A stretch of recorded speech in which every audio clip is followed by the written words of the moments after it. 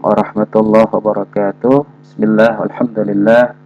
Wassalatu wassalamu ala rasulillah Sayyidina Muhammad ibn Abdullah wa ala alihi wa sahbihi wa mawalah. La hawla wa la quwata illa billah. Alhamdulillah, pada kesempatan kali ini kita akan membahas tentang korupsi dalam perspektif Islam. Ada satu pertanyaan tentang perlukah atau pentingkah pendidikan anti korupsi itu. Kalau kita melihat korupsi ini pada dasarnya adalah ketidakjujuran. Nah, kalau ketidakjujuran ini terus ada dalam karakter seseorang, maka tentunya dimanapun dia berada, dengan posisi jabatan apapun dia, maka gampang dia untuk melakukan korupsi karena sudah menjadi karakter korup itu dalam dirinya. Nah, oleh karena itu perlu ditanamkan sifat kejujuran. Karena sifat kejujuran ini itu harus ditanamkan sedini mungkin.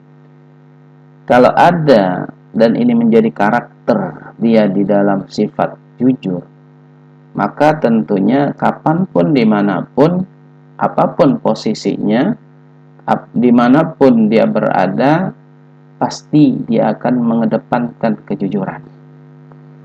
Oleh karena itu kejujuran ini ya harus ditanamkan sedini mungkin. Sulit misalnya ketika jujur ini baru ya dimulai ketika orang itu dewasa. Nah, oleh karena itu karakter kejujuran ini ya itu menjadi kunci orang itu tidak korupsi. Nah, bagaimana kondisi korupsi di Indonesia? Korupsi di Indonesia ini sudah dikatakan menahun. Ya, kalau kanker itu sudah stadium 4. Kenapa? Karena kalau kita lihat di dalam berita-berita ya selalu ya yang diberitakan adalah korupsi. Sehingga artinya korupsi ini sudah merajalela. Dan korupsi ini bukan merupakan kejahatan biasa lagi. Ya, korupsi ini sudah kejahatan yang luar biasa. Kenapa? Karena dampak negatif ya dalam kehidupan masyarakat. Korban tindak korupsi itu akan mati berlahan. Kalau teroris dia akan membunuh mungkin banyak orang atau beberapa orang. Tapi kalau korupsi itu korbannya tidak langsung dibunuh, tapi berlahan-lahan banyak orang tidak bersekolah karena korupsi. Banyak orang mungkin tidak sembuh-sembuh dalam sakit yang tidak korupsi. Bahkan banyak orang yang dalam kemiskinan, dalam keterbelakangan karena korupsi. Oleh karena itu, kejahatan ini itu memiliki potensi yang sangat luar biasa dalam menciptakan kesengsaraan, penderitaan banyak orang. Terutama yang ekonomi bawah atau ekonomi yang rendah. Ya. Karena memang istilah korupsi ini adalah istilah untuk penyelewengan yang berasal dari APBN atau APBD. Jadi anggaran belanja negara atau anggaran belanja daerah. Karena yang dikorupsi ini bukan uang pribadi orang atau uang perusahaan, tapi uang rakyat, uang negara. Sehingga istilah korupsi ini itu adalah istilah yang dipakai untuk penyelewengan dana negara atau anggaran APBN atau APBD.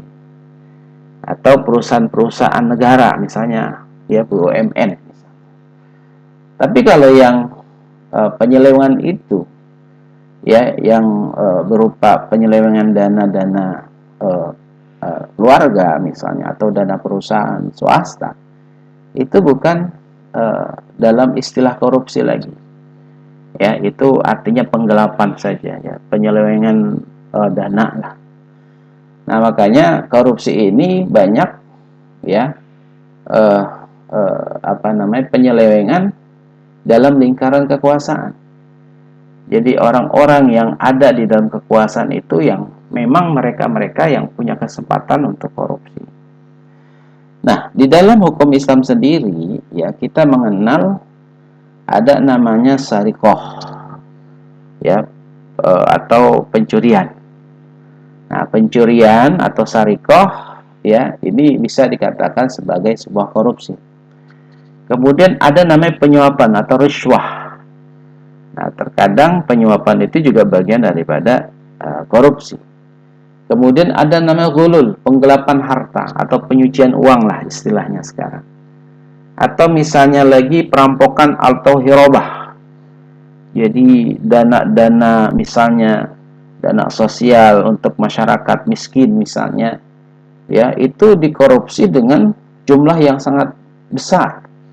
Dan yang mengkorupsi itu bukan pribadi seorang, tapi juga ya sudah partai-partai besar. Jadi artinya korupsi sekarang itu bukan seperti zaman Orde Baru dulu ya. Jadi korupsi sekarang itu ya berupa korupsi yang memang berjamaah. Jadi kalau ada orang mengatakan kalau zaman Orde Baru korupsi itu di bawah meja, ya sekarang meja-mejanya yang dikorupsi ya. Nah, jadi artinya korupsi ini sudah luar biasa ya. Nah, karena menyangkut banyak orang dan bahkan partai politik. Nah, bagaimana korupsi di Indonesia? Itu ternyata korupsi itu banyak faktor. Ya, apa yang menyebabkan orang korupsi? Misalnya pola hidup materialistik. Jadi orang-orang yang hanya berpandangan hidupnya materi, maka orang-orang seperti ini gampang mudah untuk melakukan korupsi. Jangankan ada kesempatan, tidak ada kesempatan pun dia cari untuk bagaimana cara berkorupsi. Jadi hidup materialistik.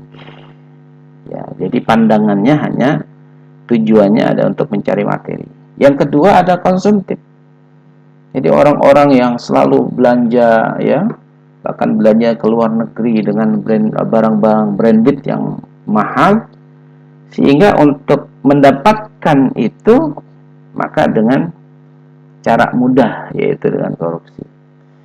Atau lagi ada sistem politik, bisa saja sistem politik ya itu menjadi faktor mendorong orang untuk korupsi. Ya, yang seperti saya katakan tadi, ya partai-partai itu yang membuat undang-undang, maka bagaimana cara untuk memudahkan ya orang-orang atau partai itu untuk melakukan korupsi. Jadi sistem politik juga bisa menjadi faktor penyebab. Kedua, kemudian kepemimpinan yang lemah. Jadi pemimpin yang mempunyai kekuatan powernya itu tidak memproteksi orang untuk melakukan korupsi. Jadi kepemimpinan yang lemah, sehingga artinya orang gampang untuk melakukan korupsi. Kemudian ada pendidikan agama dan etika yang minim. Nah, faktor ilmu agama, ada akhlak atau etika yang kurang, sehingga orang itu gampang untuk melakukan korupsi. Dia tidak tahu mungkin bagaimana hukum agamanya korupsi, atau misalnya etika atau akhlaknya yang rendah. Karena yang namanya korupsi itu kan menyangkut kejujuran tadi. Jujur itu adalah sifat dalam akhlak. Jadi akhlak yang baik itu adalah kejujuran. Nah, artinya orang yang korupsi itu orang yang punya akhlak yang rendah, bahkan nggak punya akhlak.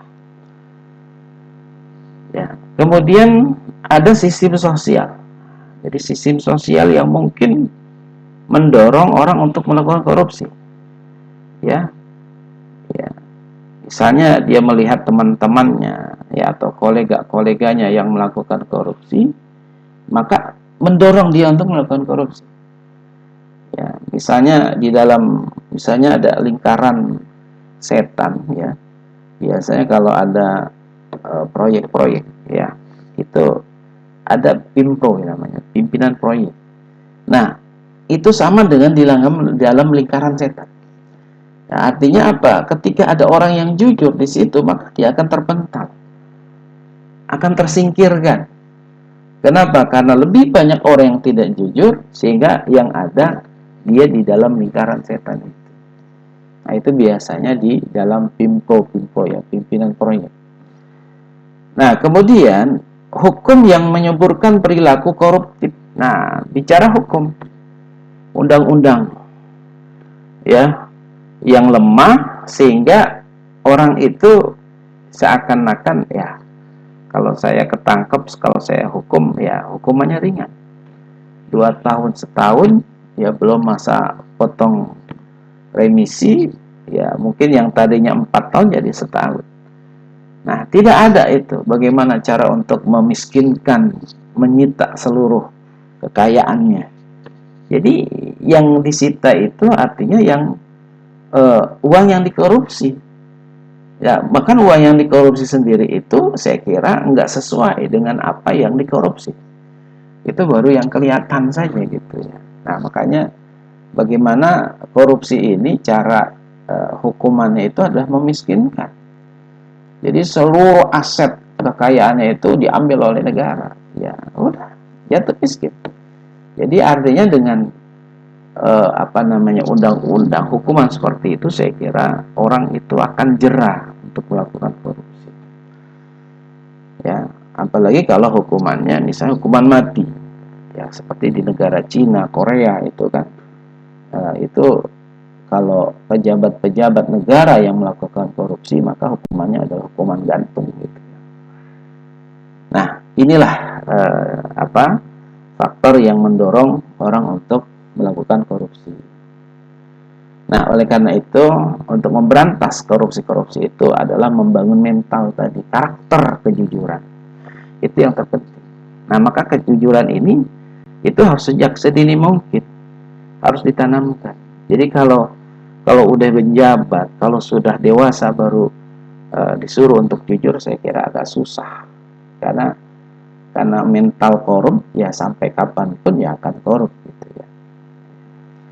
Nah, kemudian apa yang menjadi latar belakang pendidikan anti korupsi itu dipelajari di Unindra ya. Memang pendidikan anti korupsi ini seharusnya menjadi sebuah mata kuliah sendiri ya. Tetapi oleh Unindra ini dimasukkan tentang pendidikan anti korupsi ini di dalam mata kuliah akhlak dan etika. Makanya di sini ada 2 kali pertemuan ya, jadi korupsi 1 dan korupsi 2 gitu ya. Nah, upayanya itu misalnya ada deklarasi mengawal perwujudan 4 pilar. Biasa mahasiswa-mahasiswa yang masuk, nah itu akan mengikuti semacam pendalaman lah tentang 4 pilar kebangsaan. Kemudian ada deklarasi anti menyontek. Nah, biasanya harus ada deklarasi ketika mau ujian ya, atau anti plagiat ya. Kemudian ada pendidikan karakter bangsa ya, kemudian ada pendidikan anti korupsi. Ini latar belakang. Nah, bagaimana korupsi di Indonesia? Yang dikatakan tadi, korupsi itu ada kejahatan luar biasa atau extraordinary crime dengan dampak buruk yang luar biasa pula. Karena kejahatan korupsi ini udah melebihi daripada kejahatan perang ya, udah melebihi dari kejahatan teroris ya. Nah, ibarat sudah menahun ya, karena kalau sudah menahun ini kan sudah menjadi kebiasaan, udah menjadi adat, tradisi. Nah, maka untuk merubahnya itu perlu waktu dan kerja keras saya kira. Ya, makanya oleh karena itu hukum itu harus kuat, hukum itu harus tegas. Nah, korupsi di Indonesia juga sudah sangat mengkhawatirkan dan berdampak buruk bagi hampir seluruh sendi kehidupan. Apapun seninya, dalam bidang kesehatan, dalam pendidikan, dalam ekonomi ya, kemudian dalam politik ya, itu syarat dengan korupsi. Ya, misalnya penyuapan ya, ketika pemilihan kepala daerah atau memilih presiden. Itu kan syarat dengan politik uang. Nah, itu juga bagian daripada korupsi itu sendiri ya. Nah, kemudian ini dampak korupsi bisa Anda lihat ya, sebuah ironi ya, Indonesia yang dikatakan bangsa yang besar dan bangsa yang kaya ya, yang kalau kita kekayaan Indonesia ini melebihi dari kekayaan-kekayaan ada di negara-negara yang lainnya di dunia. Ya, yang tidak ada di negara lain ada di Indonesia. Jadi semuanya komplit. Indonesia ini ibaratnya surganya dunia. Ya, kalau orang dulu bilang menancapkan tongkat saja, tongkat itu bisa tumbuh. Ya. Jadi saking kayanya Indonesia dengan kekayaan alamnya. Nah, jadi yang menikmati oleh orang-orang yang ya itu tadi ya, orang-orang kaya ya dengan kekayaannya ya, orang-orang yang berpandangan materialistik ya. Jadi semua itu untuk kekayaan dirinya ya, untuk kekayaan keluarganya. Nah, ini akan bisa melihat bagaimana dampak dari korupsi itu ya. Rakyat yang tidak bisa mempunyai tempat tinggal yang layak, padahal rakyat Indonesia yang lahir tumbuh besar di Indonesia ya, kemudian kesehatan ya terganggu ya karena tidak bisa berobat ketika sakit, kemudian yang harusnya dia sekolah jadi putus sekolah ya, kemudian dampak lain banyak sekali ya, itu dari dampak korupsi. Nah, ini perbedaan yang ada yang di depan mata tanpa jarak ya, memang ya. Misalnya perumahan elit, kemudian ada perumahan kumuh. Anda bisa lihat ketika Anda masuk di perumahan-perumahan kumuh itu bisa Anda lihat. Nah, sedangkan di perumahan elit ya luar biasa. Nah, itulah perbedaan. Nah, bagaimana cara memberantasnya? Itu lewat penindakan dan pencegahan. Jadi ketika sudah ada tindak korupsi maka harus ditindak. Ketika sebelum terjadi korupsi harus ada dicegah. Nah, makanya pencegahan itu lebih baik daripada menindak ya. Jadi tindakan preventif itu lebih penting daripada mengobati. Nah, upaya pemberantasan korupsi belum menunjukkan hasil yang optimal karena perlu ditingkatkan. KPK sejak awal berdiri semakin banyak orang korupsi. Ini sesuatu yang aneh. Dengan adanya KPK ini kan orang akan takut dengan korupsi, tapi yang aneh semakin banyak. Yang mungkin beritanya sampai sekarang itu nggak lepas dari korupsi itu.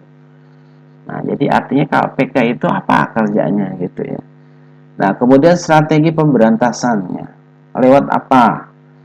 Ya, untuk mencegah tindak pidana korupsi ya, melalui upaya koordinasi, supervisi, monitor, penyidikan, penuntutan, pemberkasan misalnya. Itu kalau sudah terindikasi melakukan korupsi, sudah ketangkep lah gitu ya. Sekarang kan ada istilahnya OTT ya. Ya, jadi operasi tangan. Jadi ketangkep tangan dia ya untuk melakukan korupsi. Itu banyak terjadi ya di pejabat-pejabat kita. Jadi artinya mereka tidak takut lah dengan melakukan korupsi lagi, padahal KPK ya itu sudah ada ya, tindakan-tindakannya mungkin sudah bisa dilihat, tapi yang tetap saja yang namanya OTT ya itu tetap masih ada. Nah, kemudian ada penindakan, ada pencegahan, ada peran serta. Jadi peran serta masyarakat juga dituntut. Jadi ketika ada tindakan korupsi misalnya, kalau dia tahu maka dia harus melaporkan ya ke KPK. Jadi ini penting sekali ya. Jadi banyak orang yang tahu bahwa di situ ada korupsi tapi ya takut untuk melaporkan misalnya. Maka harus ada peran serta masyarakat. Nah, kita semua harus jadi subjek pemberantasan. Ya, jadi masyarakat mahasiswa khususnya sebagai kaum intelektual itu harus mengkampanyekan anti korupsi, ya di medsos misalnya, atau dengan demo ya di KPK atau di Mahkamah Agung yang memang di situ adalah lembaga-lembaga hukum. Maka perlu peran serta mahasiswa khususnya, ya, bisa perorangan, bisa ormas, ya. Nah, kemudian aparat, ya, atau sektor swasta atau masyarakat atau mahasiswa tadi, ya. Nah, maka bagaimana peran mahasiswa? Pemberantasan korupsi terutama pencegahan perlu melibatkan peran serta masyarakat termasuk mahasiswa. Ya, jadi mahasiswa itu yang paling depan, lini yang paling depan itu mahasiswa. Nah, mahasiswa punya potensi besar untuk menjadi agen perubahan dan motor penggerak anti korupsi. Ya, jadi mahasiswa ini kan biasanya vokal, berani. Ya, belum punya tanggung jawab misalnya berkeluarga lah gitu ya. Nah, makanya mahasiswa itu menjadi lini depannya ini dalam pemberantasan korupsi. Nah, misalnya peran mahasiswa bisa pencegahan lewat pendidikan anti korupsi, bisa menjadi pendidikan karakter atau ujian bersih, ya, kampanye ujian bersih, atau menjadi opini, ide, gagasan, metode pencegahan bagaimana mengangkat isu korupsi misalnya, ya, lewat medsos misalnya, ya, atau gerakan moral, ya, moral itu ada kampanye, ada pressure group misalnya, ya. Ya itu mahasiswa perannya. Bagaimana pencegahan? Nah, bisa pendidikan anti korupsi. Ya, ini saya kira untuk pribadi mahasiswa, ya, kampanye ujian bersih. Nah, kadang-kadang korupsi ini ya menyontek itu juga bagian dari korupsi saya kira, ya. Jadi peran mahasiswa ya, dari dirinya, ya, artinya ada, ya, membuat kampanye ujian bersih, jadi bebas anti nyontek gitu ya. Nah, kemudian seperti ini ya. Nah, ini poster yang dibuat oleh mahasiswa, ya, kepada teman-temannya juga, ya, teman mahasiswa. Jadi mahasiswa penyontek kampanye ujian bersih. Kemudian peran mahasiswa dalam memberantas, jaga diri di komunitas mahasiswa bersih dan dari korupsi, ya. Jadi perilaku korup, nah, itu harus dijaga dirinya, membangun dan memelihara gerakan anti korupsi. Nah, ini ada slogan atau ada poster, ya. Nah, kaya dengan korupsi enggak lah misalnya, ya. Pentingnya pendidikan anti korupsi, ya, lewat mahasiswa tadi, ya. Nah, kemudian melalui pendidikan, nah, ini peran warga masyarakat, ya. Misalnya mencegah dirinya atau mencegah orang, ya, untuk korupsi. Nah, mulai dari lingkungan keluarga atau dari lingkungan masyarakat. Jadi yang terkecil lah, misalnya warganya. Jadi bagaimana kejujuran itu harus diutamakan. Nah, itu lewat apa? Pendidikan keluarga atau masyarakat, ya. Jadi masyarakat juga harus membentuk masyarakatnya itu yang jujur. Nah, keluarga itu kan kumpulan dari masyarakat. Jadi lewat keluarga dulu, ya. Ya, jadi keluarga itu sangat menentukan. Nah, kemudian, ya, menjadi motivasi orang korupsi itu dari faktor intrinsik dan ekstrinsik, ya. Kalau tadi faktor-faktor yang membuat orang korupsi tadi, ya. Kalau sekarang ya motivasinya. Orang kenapa ingin korupsi? Nah, itu dari faktor intrinsik dan ekstrinsik, dari dalam dan dari luar. Misalnya, kalau intrinsik adanya dorongan peroleh kepuasan yang ditimbulkan oleh tindakan korupsi. Karena kadang-kadang korupsi itu menjadi sebuah kepuasan. Ya, jadi ibarat orang kalau punya karakter maling, ya, dimanapun dia akan jadi maling. Jadi tangan panjang itu selalu ada. Maka kan kejahatan itu bukan karena ada niat, sebenarnya juga karena ada kesempatan. Nah, itu, ya. Kemudian dalam hal ini pelaku merasa mendapatkan kepuasan, kenyamanan sendiri ketika berhasil melakukannya. Jadi yang tahap selanjutnya itu sudah menjadi gaya hidup, kebiasaan. Ya, itu saya bilang tadi. kalau sudah kebiasaan maling, ya dimanapun dia akan maling.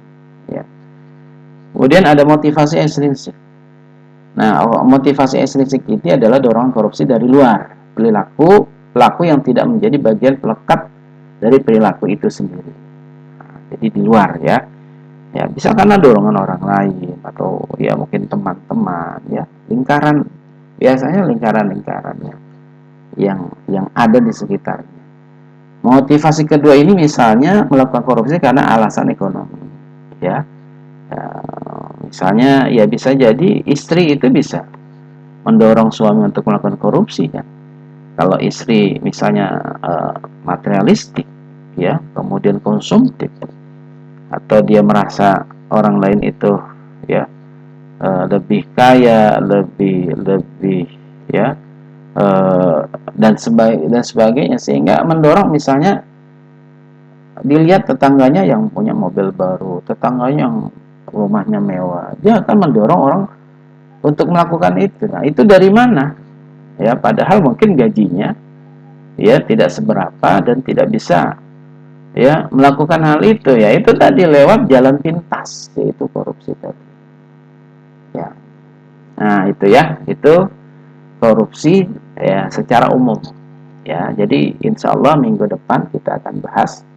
Nah, korupsi dalam Islam itu sendiri, bagaimana Al-Quran berbicara tentang korupsi itu sendiri. Baik, saya kira ini saja yang bisa saya sampaikan. Ya, lebih dan kurangnya saya mohon maaf. Akhir kalam, Assalamualaikum warahmatullahi wabarakatuh.